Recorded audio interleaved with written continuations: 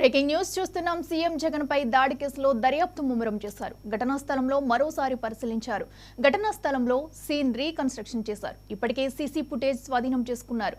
డ్రోన్ల సాయంతో aerial view నిర్వహించారు. దాడి సమయంలో భారీ శబ్దం వచ్చిందని స్థానికులు చెబుతున్నారు. ఎయిర్ గన్ ఉపయోగించారా అనే కోణంలో కూడా విచారణ జరుపుతున్నారు. కేసరపల్లి సీఎం క్యాంప్ సైట్ కు వెళ్లిన ఇంటెలిజెన్స్ డీజీ సీఎం జగన్ తో మాట్లాడారు. దాడి ఘటనపై వివరాలు అడిగి తెలుసుకున్నారు.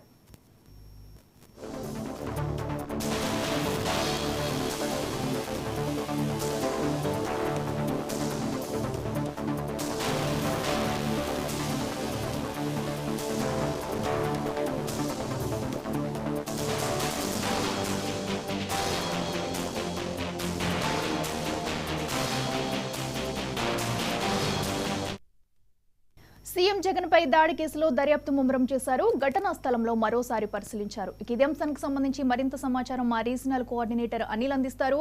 అనిల్, చెప్పండి, సీఎం జగన్ పై దాడికి సంబంధించి ఎలాంటి ఆధారాలు బయటపడ్డాయి?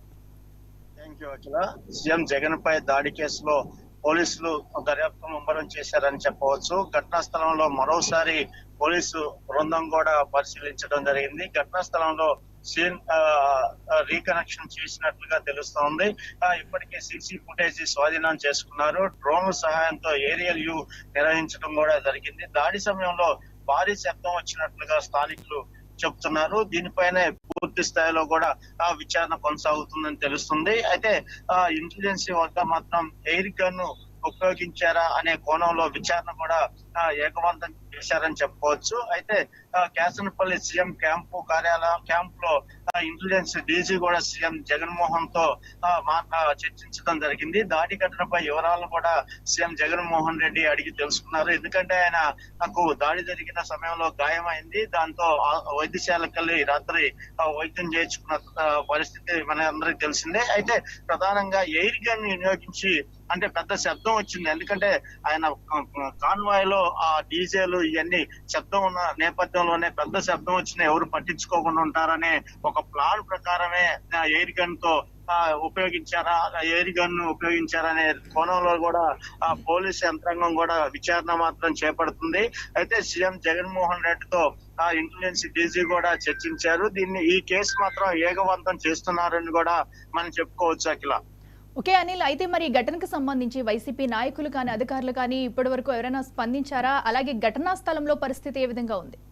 అంటే ఘటనా స్థలానికి ఇప్పటికే అనేక పోలీసు బృందాలు కూడా క్షుణ్ణంగా పరిశీలిస్తున్నాయి. అయితే ఇప్పటికే పోలీసులు కూడా ఇక్కడ క్లూస్ టీం రాత్రి నుంచి కూడా ఆ గోడలు గాని ఆ ఏరియా గాని ఏలుముద్రలు కూడా సేకరించడం జరుగుతుంది. ప్రధానంగా అనుమానితులను కూడా అదుపులోకి తీసుకొని విచారిస్తున్నట్లు కూడా మనకి తెలుస్తున్న సమాచారం. అలానే అసలు ఈ ఎయిర్ గన్ ద్వారా రాయితో కొట్టినట్లుగా కూడా ఒక అనుమానం అయితే పోలీసు యంత్రాంగంలో కలిగింది. దీనిపైన కూడా పూర్తిస్థాయి విచారణ కూడా చేస్తున్నారు. వైఎస్ఆర్ కాంగ్రెస్ పార్టీ నాయకులు మాత్రం ఇది ప్రీ ప్లాన్డ్ గా నిర్వహించి ఆయనపై దాడి చేశారు. ఖచ్చితంగా ఆ ఏరియాలో కరెంటు నిత్యం పోతూ వస్తూ ఉన్న దాన్ని గమనించిన తర్వాత ఆ ఏరియాని ముందుగానే ఎంచుకొని అక్కడ ఎయిర్ గన్ తో దాడి చేశారనేది కూడా వారు అయితే ప్రధానంగా ఆరోపిస్తున్నారు. అయితే టీడీపీ పనే లేకపోతే ఇంకొక ఎవరన్నా కావాలని చేశారా అనే దాని మీద కూడా పూర్తి స్థాయిలో విచారణ మాత్రం కొనసాగుతుంది. అయితే వైఎస్ఆర్ కాంగ్రెస్ పార్టీ మాత్రం టీడీపీని ఏదైతే ప్రజాదరణ జగన్మోహన్ రెడ్డికి పెరుగుతున్న నేపథ్యంలో టీడీపీ నేతలే ఇలా చేయించారని కూడా వాళ్ళు రాత్రి నుంచి కూడా ఆరోపణలు చేయడం జరుగుతుంది. అయితే ఇది డ్రామా అంటున్నారు. డ్రామా అంటే ఇక్కడ స్థానికులు మాత్రం ఆ డ్రామా అనే దాని మీద పూర్తిగా వ్యతిరేకిస్తున్నారు. ఎందుకంటే ఎవరన్నా చనిపోవాలని కోరుకుంటారా, దాడి చేయించుకుంటారా అనే కోణంలో కూడా ఇక్కడ ప్రజలు వ్యక్తం చేస్తున్నారు.